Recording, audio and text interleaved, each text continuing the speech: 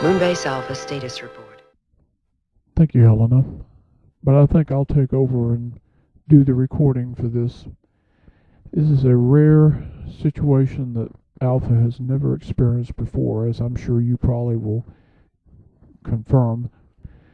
And by some freak event of nature, or perhaps, as Victor always said, of some cosmic intelligence, we have been sent back to Earth again. And it's only roughly now been 16 years since the moon broke away. But we made contact on at least 2 or 3 different times during our travels in space with Earth, specifically with the year 2120, when Space Station 1 contacted us using neutrino transmissions. And that is really the farthest into the future we've seen. It's now 2014, and I have elected to remain on the base, not so much as the last man to go down with the ship, being the commander, but because I see how much has changed for the worst on Earth since the breakaway took place. We've seen so many things that are distressful to Helena and myself that we've decided to remain here and try to keep the base operating on our own. We've initiated emergency operation Exodus, and all of the personnel on the base, roughly 305 personnel members, still are with us when we got back to Earth, and we have returned them by Eagle to Earth, where they're being debriefed and made ready really to return to somewhat of a normal life. We've always felt that the Alphans decided and made their own decisions about what would happen to them if we found a planet. Now we've been lucky to be given the second chance to return to Earth, and on a vote they all elected to return to Earth no matter what actually has happened since the moon broke away. Some things to clarify when I say things are really bad on Earth. We have such a distinctive change in philosophy and acceptance of things that nobody would have ever have imagined would have happened. We have wars that are out of control on Earth today. We have a governmental system that is primarily still operating only based on certain key countries of the world. There's no uniformity. There's no central governmental system that is helping to continue the advancement of space. We just see such a complete turnaround in the attitude of society towards exploration of space, of progressing beyond what Earth used to be. It's now a tug of war for survival of the very simple, basic things that everybody takes for granted. One is the inevitable need of food and water and shelter, and how hard it has become. It's just a complete turnaround from a society that said, yes, we need to get along and live with each other, but it was in practice in 1999, and now it seems like it's just totally gone backwards. And now everything is an attitude of conceit towards one another, that it's about themselves and no one else matters. And they have a president that is sending the country down the wrong path, and I haven't seen really any contacts from the International Lunar Space Commission about our requests for assistance in keeping the base up and running. Helena and I have been able to maintain most of all of the primary systems in main mission, but getting the Lunar Commission to respond or to react or even to take an interest in keeping the base functioning seems to have died after we left Earth.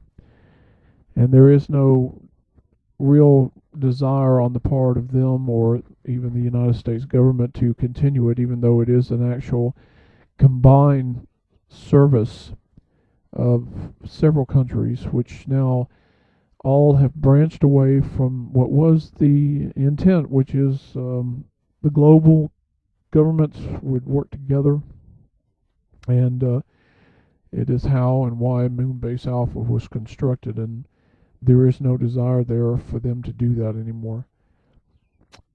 So I and Helena are going to remain on Moonbase with the hope and the intention perhaps that the base may get a new full complement of personnel to come with the intention to continue what the base was put here for, which is the exploration and the continued knowledge of what is space, and to take what we've learned in the years we've been in space and give it back to the Earth science and to the Earth and the people that we all descend from who are alive on Earth, to help and progress humankind to a higher level because of what we have accomplished.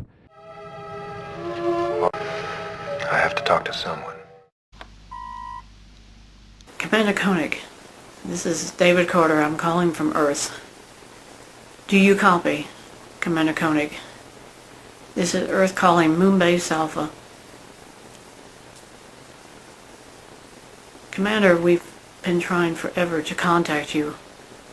We found out recently that apparently Moonbase Alpha has returned to Earth, and it's really important that we find out how you're doing.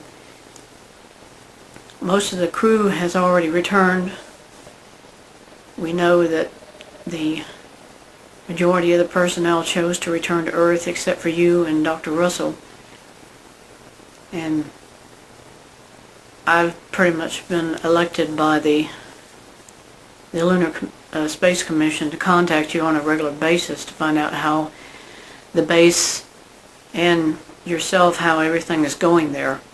As far as I know, only Alan Carter chose to consider returning to Alpha on a regular basis to find out how you're doing. And the reason for my video is just to ask, how are you? Do you have any needs from Earth? I can understand your feelings about Earth and why you don't want to return. It's nothing like it was in 1999 when all of Alpha lost the chance to return to Earth, and you were forced to live the way you are living. And